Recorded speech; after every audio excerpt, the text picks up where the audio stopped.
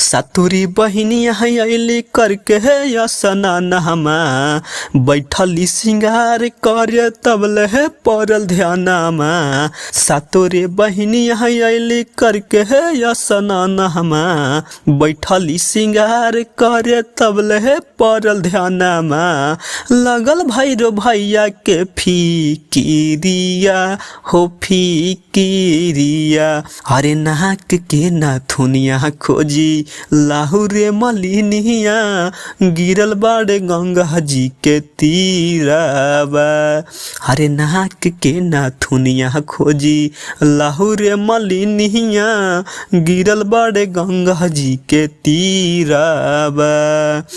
मने मने मैया निराश बाड़ी हो बैठल भैरो के पास बाड़ी हो।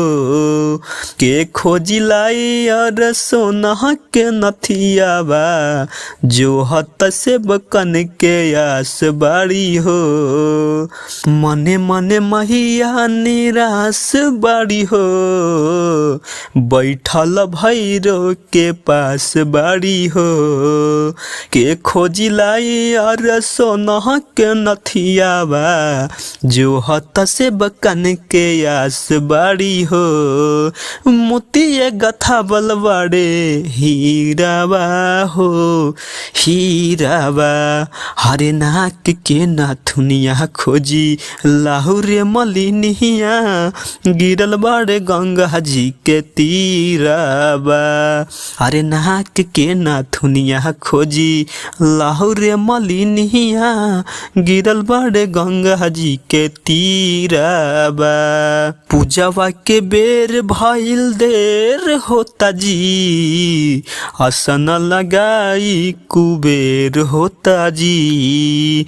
मंटू दीवाना गाबे माई के भजनिया बजे लगी सगरी शोर होता जी। ए माई पूजवा के बेर भइल देर होता जी आसन लगाई कुबेर होता जी।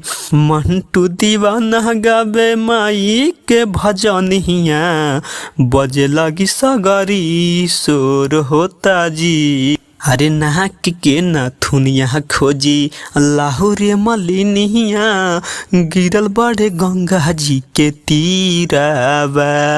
अरे नाक के नाथुनिया खोजी लाहुरे मलिनिया गिरल बड़े गंगा जी के तीराबा। दोस्तों, अगर आप लोग को यह वीडियो पसंद आया होगा तो like comment share and subscribe follow करें। धन्यवाद।